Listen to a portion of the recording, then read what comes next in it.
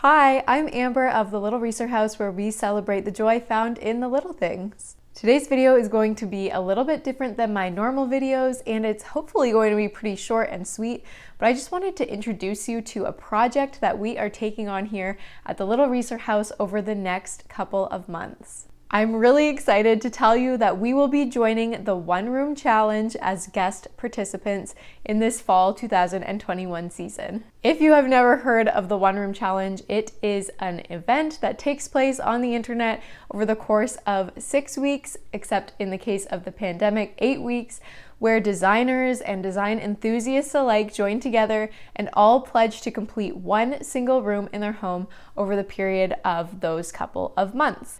I have never personally joined the challenge, but I have been following it for years, and it is very fun and inspiring to see what people create in their homes when they commit to doing one single room.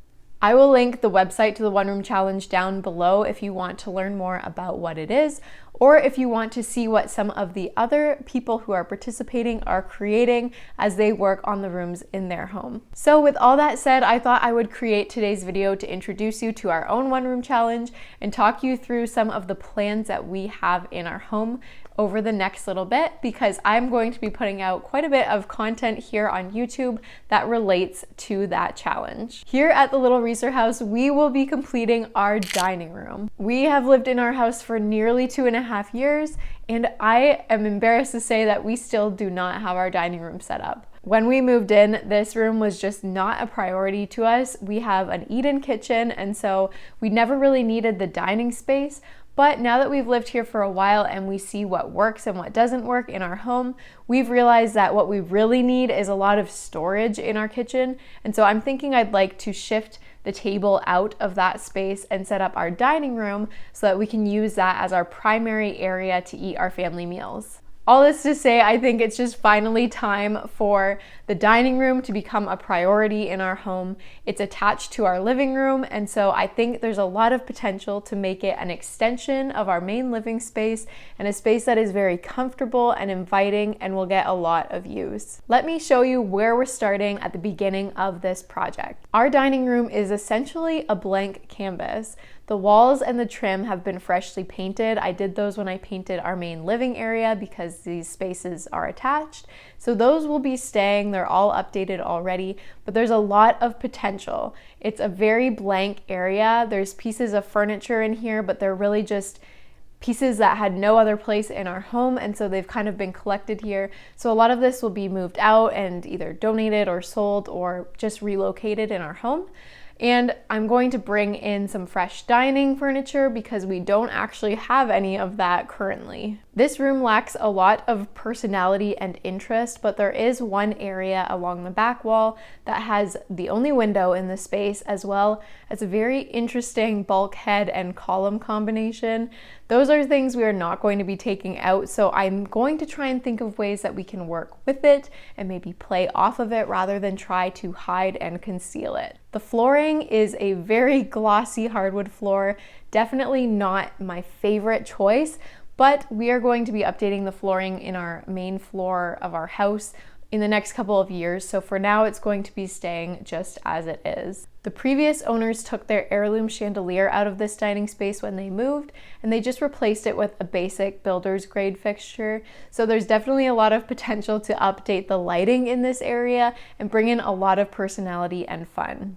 I put together a bit of a mood board for this room to just pull together some of my ideas and capture the tone and the feeling I want to create in this space.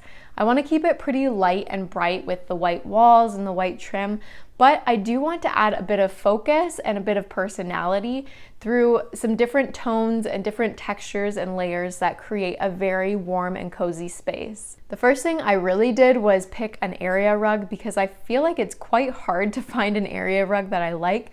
So I started there, and then I could choose some of the other finishes based on that. I want to pull in warm tones of some olive green, but not too much, and then just a few hints of black here and there to just add a little bit of contrast and interest. I want the space to feel moody, I want it to feel comfortable, I want it to be very inviting and welcoming if we have guests. Really, it has to function as a part of our own immediate family, but also have the potential to host additional people as they come for dinner. I also really just want it to be so comfortable because it is connected with our living room. So I can imagine myself doing a puzzle at the table while my husband is watching football, or maybe my daughter doing some crafts there. And so I just want it to be an extension of our living space and a space that just feels very comfortable to be at.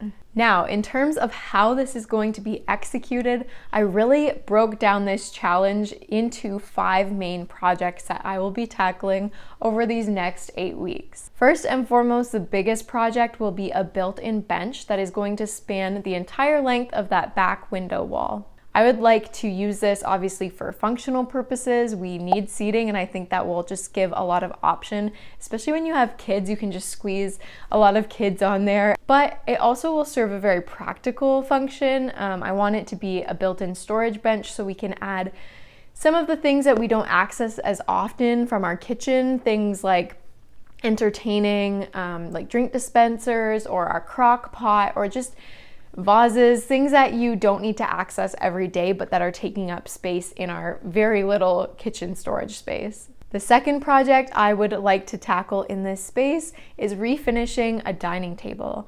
I found a beautiful dining table that was exactly what I wanted on our local buy and sell. It's just not quite in the wood finish that I would have chosen. And so I am going to test my skills and see if I can strip down this table and refinish it to exactly how I would like it. The third project I will be tackling is a cabinet flip.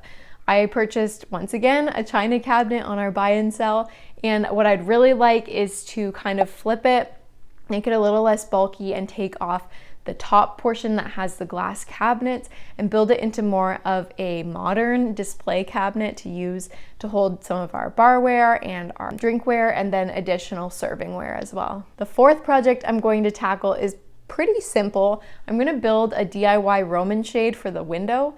I don't want to add curtains here since the built-in bench will be along this wall, so I think just a little Roman shade will be really stylish and really cute, and if I DIY it, I think it will be a fraction of the cost of buying a custom one. And finally, the last project will just be tying it all together with the furnishings. I have tried to incorporate some DIY projects by refinishing old furniture or flipping furniture, but there are definitely some things that we'll just need to buy, such as chairs and furnishings like a rug and a light fixture.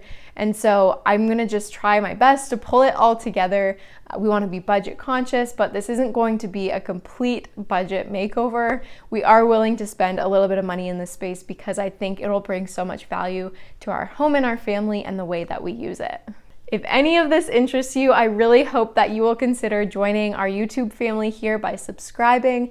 I'm going to be putting out content for each of these main projects here on the YouTube channel over the next 8 weeks or so, and I would love if you are here to join us for it. You can also follow us along on our blog. We will be posting weekly updates as we work on things. So things like behind the scenes of building the built-in bench, working on the cabinet flip, you'll see that all there on a weekly basis. Otherwise, you can follow along with the One Room Challenge generally. They have a great blog that they feature all of the people who are participating, so you can check that out for amazing inspiration, and maybe you'll even consider joining yourself. I appreciate you sticking it out with me today as I walk through this project and what's to come.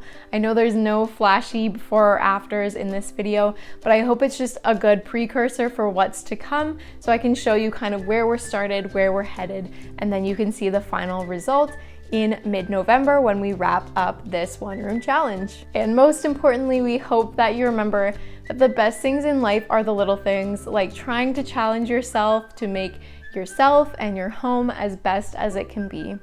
I hope you have a good day. Bye, friends.